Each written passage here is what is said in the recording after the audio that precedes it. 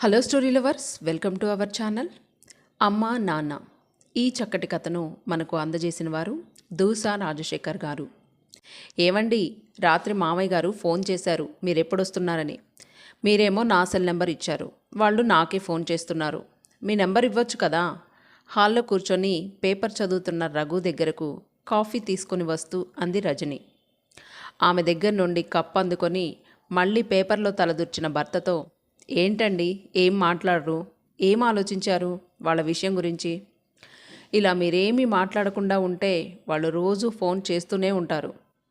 ఊరికే నాంచక ఏదో ఒకటి తేల్చండి అంది. ఇవాళ ఆదివారం, ఈ విషయం గురించి ఏదో ఒకటి తేల్చేయాలని బాగా ప్రిపేర్ అయ్యి ఉంది తను. పేపర్లో నుంచి తలపైకెత్తి, ఇందులో తేల్చేదేముందోయ్, అమ్మ నాన్న ఇక ఆ పల్లెటూళ్ళలో ఒంటరిగా ఉండలేరు, ఇక్కడకు వచ్చేస్తామంటున్నారు. అంతే కదా, పెద్ద వయసు అయ్యాక కొడుకు దగ్గరే కదా ఉండాలి.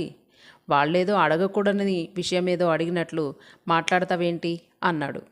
అతని మాటలు విని అక్కడే సోఫాలో కూర్చొని టీవీ చూస్తున్న పిల్లలు, ఏంటి తాతయ్య నానమ్మ ఇక్కడికే వచ్చేస్తున్నారా, భలే భలే, తాతయ్య కథలు చాలా బాగా చెప్తాడు, నానమ్మ అయితే మాకు స్నానం చేయిస్తుంది, అన్నం తినిపిస్తుంది, ఇంకా రోజు మేం తాతయ్య నానమ్మ దగ్గరే పడుకుంటాం, తొందరగా రమ్మనండి డాడీ అంటూ వాళ్ళ ఆనందాన్ని వ్యక్తం చేశారు. పిల్లలు కూడా అలా అనడంతో కోపం వచ్చింది రజనీకి. చాలే నోర్ముయ్యండి, వాళ్ళ దగ్గరైతే మీ వేషాలన్నీ సాగుతాయని మీ సంతోషం అని భర్త వైపు తిరిగి, ఏంటండి రానిచ్చేది, ఇక్కడ మనం ఎలా ఉంటున్నాం, మీ అమ్మా నాన్న ఎలా ఉంటారు, ఆ పల్లెటూరి మాటలు చేతలు ఎలా ఉంటాయో మీకు తెలుసుగా. మన ఇంటికి పెద్ద పెద్ద వాళ్ళందరూ వస్తారు, వాళ్ళు వీళ్ళని చూస్తే ఏమనుకుంటారు. పోయినసారి మన ఇంట్లో ఫంక్షన్కి వచ్చినప్పుడు మీ అమ్మని చూసి మీ ఎండీ గారి భార్య ఏమందో తెలుసా, ఈవిడ మీ అత్తగారా, నేను మీ వంట మనిషి అనుకున్నాను అంది. నాకైతే తల కొట్టేసినట్లయింది. కావాలంటే ఆ పల్లెటూళ్ళలోనే ఉండమనండి, కావలసినంతమంది పనివాళ్ళని పెడదాం. లేదు ఇక్కడికే వస్తామంటే ఏ ఓల్డేజ్ హోమ్లోనైనా చేర్పించండి, డబ్బెంతైనా కట్టగల స్తోమత మనకుందిగా, అంతేకాని ఇక్కడికి మాత్రం తీసుకొస్తానని అనకండి అంది. ఆమె మాటలు పూర్తి అయ్యి కాకముందే, ఇక ఆపుతావా నీ గోల, ఏంటి మాట్లాడితే మా అమ్మా నాన్నలను పల్లెటూరి వాళ్ళంటావు, అలాగైతే నేను కూడా పల్లెటూరి వాణ్ణేగా, నువ్వు మాత్రం పల్లెటూరు దానివి కాదా, కాకపోతే సిటీలో మీ బాబాయ్ ఉండడంతో నువ్వు మీ అన్న అక్కడ చదువు వెలగబెట్టారు. మీ అమ్మా నాన్న పల్లెటూరి వాళ్ళు కాదా, మన పెళ్ళప్పుడు వాళ్ళు మాత్రం ఎలా ఉన్నారు. మీ అన్నయ్యకు ఉద్యోగం వచ్చి పెళ్ళయ్యాక వాళ్ళని తనతో తీసుకెళ్లడంతో కొంచెం సిటీ లైఫ్ వాళ్ళకి అలవాటైంది. నేనే ఇన్ని రోజులు అశ్రద్ధ చేశాను, మా వాళ్ళని కూడా అప్పుడే తెచ్చుంటే బాగానే ఉండేది. మా అమ్మేదో మొహమాటానికి ఇప్పుడే మీ దగ్గరికి ఎందుకు లేరా, రేపు చేసుకోగలిగే ఓపిక లేని రోజున ఎలాగూ మీ దగ్గరికే రావాలిగా అన్నదని. అవును అత్తయ్య గారు, మీరెప్పుడు రావాలనుకుంటే అప్పుడు రావచ్చు, తొందర ఏముంది, పైగా ఇక్కడ ఇంత మంచి వాతావరణంలో ఉండే మీరు ఆ సిటీలో ఇరుకు అద్దెళ్లలో ఉండలేరు, మీ అబ్బాయి ఇల్లు కట్టాలనే ఆలోచనలో ఉన్నారు కూడా, మన సొంతిల్లు అయితే ఏ సమస్య ఉండదు అంటూ వాళ్ళని రానీయకుండా అడ్డుపుల్ల వేశావు. ఇప్పుడు వాళ్ళు చేసుకోలేని పరిస్థితిలో ఉండి వస్తామంటుంటే ఇప్పుడు కూడా వద్దంటున్నావు. ఇంత పెద్ద ఇంట్లో వాళ్ళు ఒక గదిలో ఉంటే నీకేమైనా అడ్డమా, అన్నింటికి పనివాళ్ళు ఉన్నారు, నువ్వేదో వాళ్ళకి బండ చాకరీ చేయాలన్నట్లు మాట్లాడుతున్నావు, పైగా ఓల్డేజ్ హోమ్లో చేర్చమని ఉచిత సలహాలు ఇస్తున్నావా. నేను వాళ్ళ కన్న కొడుకును, నీకు ఇష్టం ఉన్నా లేకపోయినా నా తల్లిదండ్రులు నా దగ్గరే ఉండాలి, ఉంటారు కూడా, రేపు ముసల్దాని అయ్యాక నువ్వు ఉందుగాన్లే ఓల్డేజ్ హోమ్లో అంటూ లేచి వెళ్ళి షర్ట్ వేసుకొని బయటికి వెళ్ళిపోయాడు కోపంగా. భర్త తన మాట కాదనడంతో ఏం చేయాలో అర్థం కాలేదు ఆమెకి. ఇక ఏ విధంగా చెప్పినా అతన్ని మార్చడం కుదరదని తేలిపోయింది. పైగా పిల్లలు కూడా తండ్రికే సపోర్ట్ చేయడంతో తన మాటను ఎలా నెగ్గించుకోవాలో తోచలేదు. అత్తగారు మామగారు మంచివాళ్లే కానీ కలిసుంటే తప్పకుండా తేడాలొస్తాయని, తగువులవుతాయని ఆమె భయం. తన క్లోజ్ ఫ్రెండ్ సుజిత అలా జరిగే గొడవలు తీవ్రమై ఆత్మహత్య చేసుకుంది. దాంతో ఆ భయం ఇంకా బలపడింది తనకు. చివరికి పల్లెటూరి వాళ్ళని ఏదో ఒక వంక చెప్పి వాళ్ళని రాకుండా చేద్దామన్నా కుదరలేదు. పైగా భర్తకు కూడా అమ్మా నాన్నలంటే ఒకంత ప్రేమ ఎక్కువే. కొడుకు ఇల్లు కట్టేటప్పుడు, ఇతరత్ర అవసరాలప్పుడు అతను అడగకుండానే డబ్బులు బంగారం అంతా ఇచ్చేశారు. అప్పుడప్పుడు వచ్చి 4 రోజులుండి వెళ్ళేవాళ్ళు. ఇక ఇప్పుడు పూర్తిగా వచ్చేయాలని నిర్ణయించుకున్నారు. ఆలోచించుకుంటూనే వంట ప్రయత్నంలో పడింది. మధ్యాహ్నం భోజనాల దగ్గర కానీ రాత్రికి కానీ ఇద్దరూ ఏం మాట్లాడుకోలేదు. తెల్లారి పొద్దున్న లేచి తయారవుతున్న భర్తను ఎక్కడికి అని అడుగుదామనిపించి కూడా అహం అడ్డొచ్చి ఆయనే చెప్తారులే అనుకొని కిచెన్లోకి వెళ్ళి కాఫీ కలిపి తెచ్చి ఇచ్చింది. కాఫీ అందుకొని, రజని, నేను రామాపురం వెళ్తున్నాను. పొలం కవులు ఇంటి గురించి మాట్లాడి అన్నీ సర్దుకొని అమ్మా నాన్నలు తీసుకొని సాయంత్రానికల్లా వస్తాను అంటూ ఆమె సమాధానం చెప్పేసే లోపలనే కారు దగ్గరికి వెళ్ళిపోయాడు రఘు. ఆమెకు అతన్ని ఆపలేకపోయాననే ఉక్రోషం ఎక్కువై దుఃఖంగా మారింది. కాసేపటికి తన బాధనెవరితోనైనా పంచుకోవాలనిపించింది. వెంటనే సెల్ తీసుకొని అన్నకు ఫోన్ చేసింది. ఆమె అన్న వినోద్ 4-5 సిటీల్లో జాబ్ చేసి చివరికి ఢిల్లీలో స్థిరపడ్డాడు. వెళ్ళి సంవత్సరమైంది. పెద్ద ఇంజనీర్గా బాగా సంపాదిస్తున్నాడు. తమని రమ్మని చాలాసార్లు ఫోన్ చేశాడు, కానీ వెళ్ళడానికి కుదరలేదు. అమ్మా నాన్నలను చూడడానికైనా ఈ సమ్మర్లో వెళ్ళాలని అనుకుంటోంది. ఫోన్ రింగ్ మొత్తం అయిపోయింది. వినోద్ ఫోన్ తీయలేదు. అమ్మ వాళ్ళకి చేద్దామంటే వాళ్ళకి ఫోన్ లేదు. అన్నయ్య ఫోన్లో నుండే మాట్లాడతారు. ఒక ఫోన్ తీసుకోవచ్చు కదమ్మా అంటే, అదంతా మాకు తెలీదమ్మా, ఇక్కడంతా హిందీ కదా, అన్నయ్య ఉన్నాడుగా అంటుంది. ఇంతలో ఫోన్ మోగింది. చూస్తే అన్నయ్యే. ఫోన్ ఎత్తగానే, రజని, నేను వేరే చోట మీటింగ్లో ఉన్నారా, సాయంత్రం నేనే ఫోన్ చేస్తాను, ఉంటాను అంటూ హడావుడిగా పెట్టేశాడు. అయ్యో, అన్నయ్యతో మాట్లాడడానికి కూడా కుదరలేదే అని నిట్టూరుస్తూ పిల్లల్ని స్కూల్కి తయారు చేయడానికి లేచింది. సాయంత్రం అయ్యింది. పిల్లలు స్కూల్ నుంచి వచ్చాక వాళ్ళకి స్నాక్స్ పెట్టి పాలిచ్చి టీవీ దగ్గర కూర్చుంది.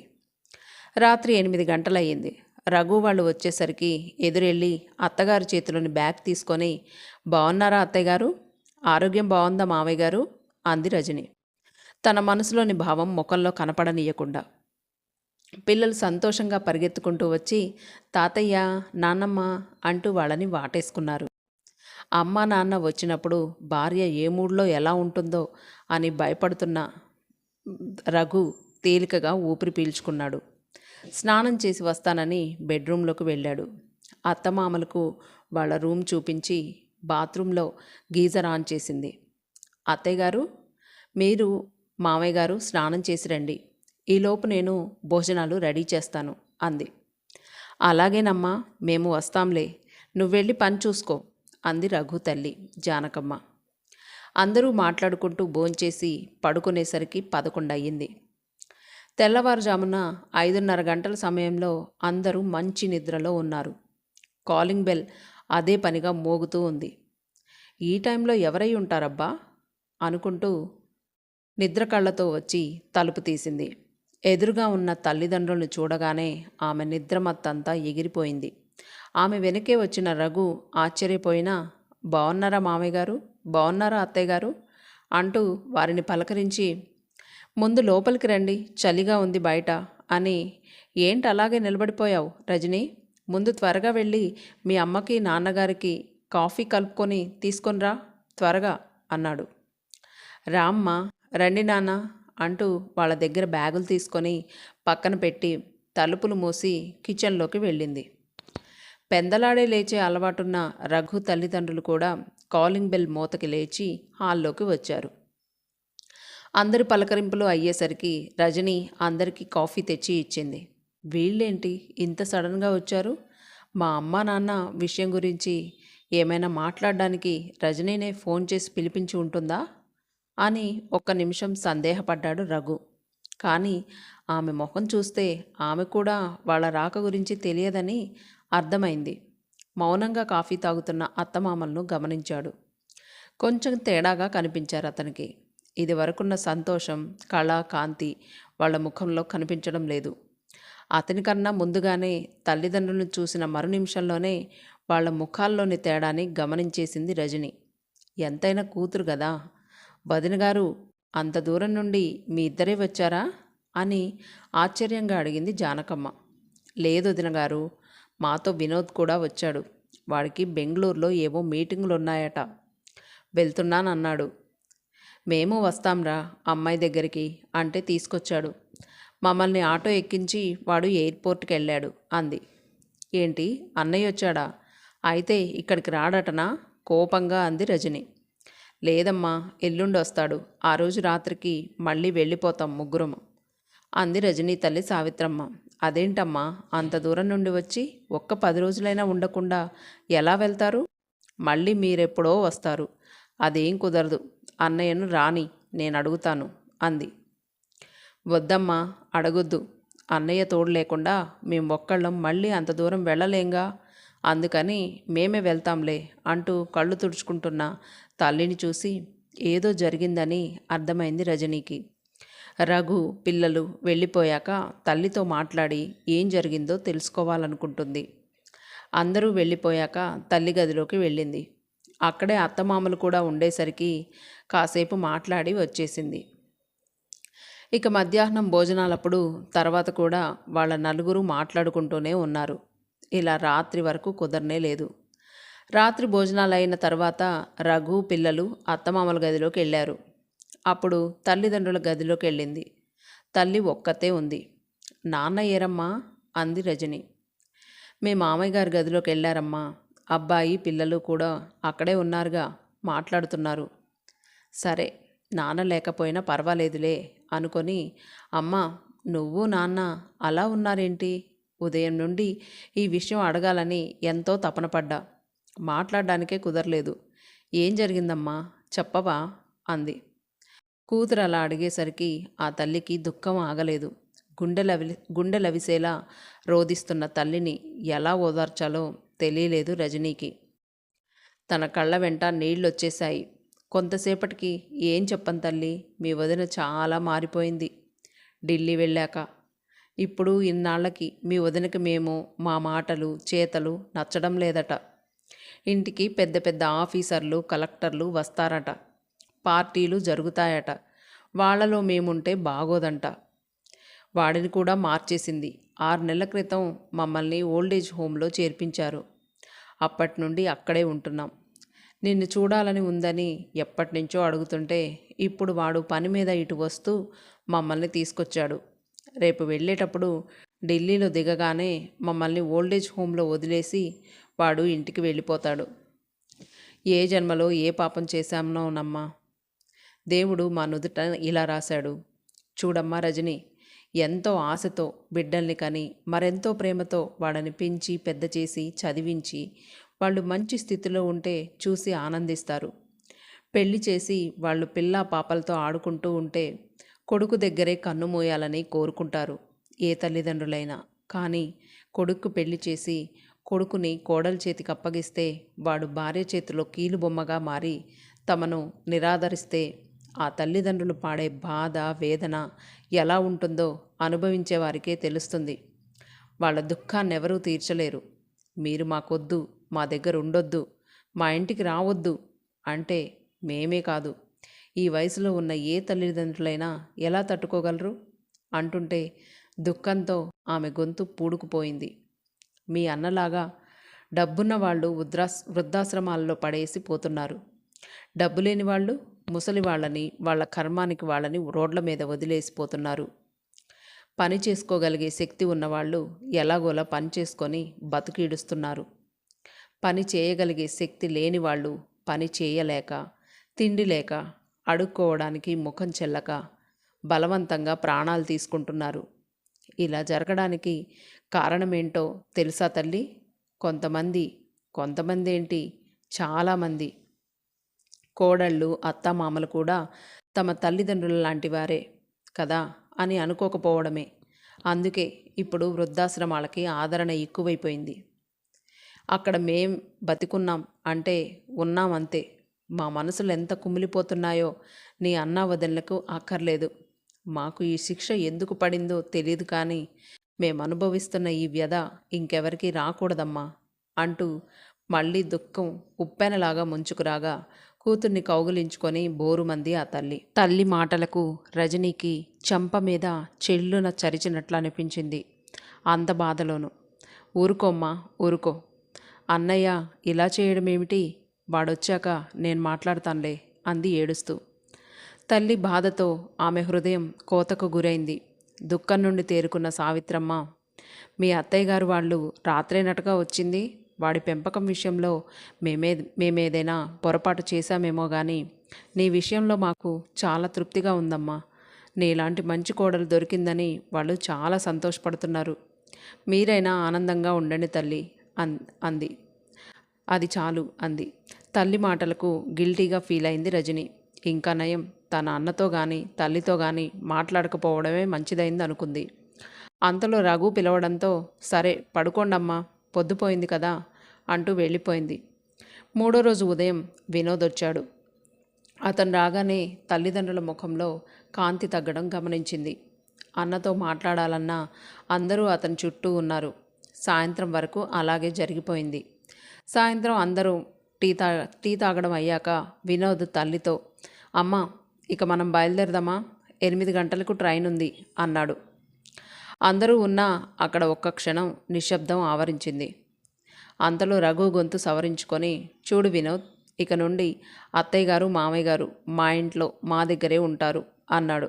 అతని మాటకు వినోద్, రజని, అత్తమామలు అందరూ ఆశ్చర్యపోయి చూశారు. అది వాళ్ళకి ఊహించని పరిణామం.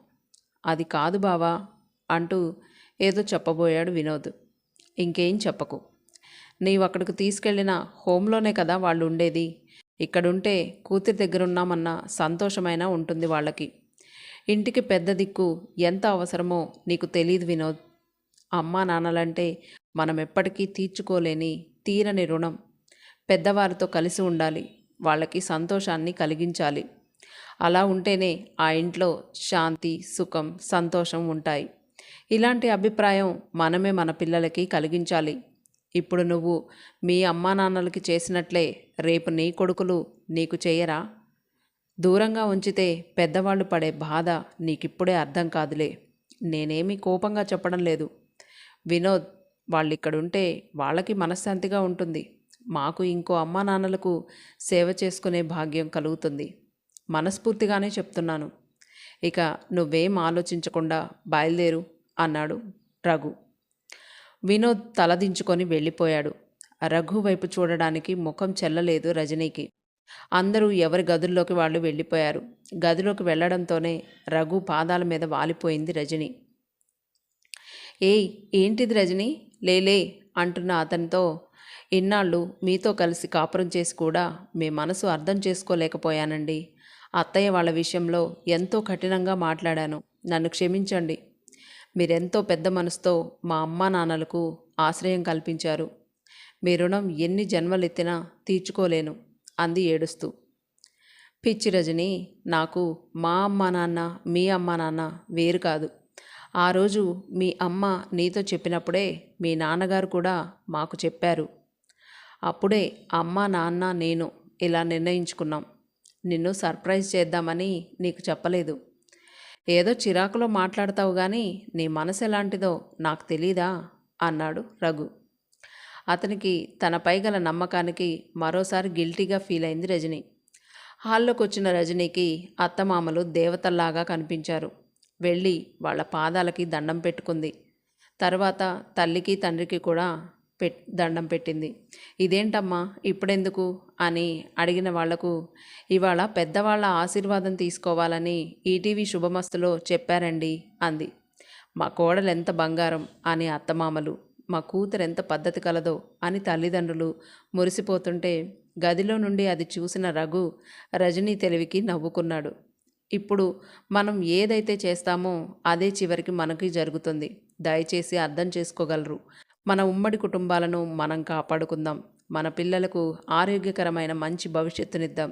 ఓపికగా ఈ కథను విన్నందుకు ప్రతి ఒక్కరికి ధన్యవాదాలు. సర్వేజన సుఖినో భవంతు.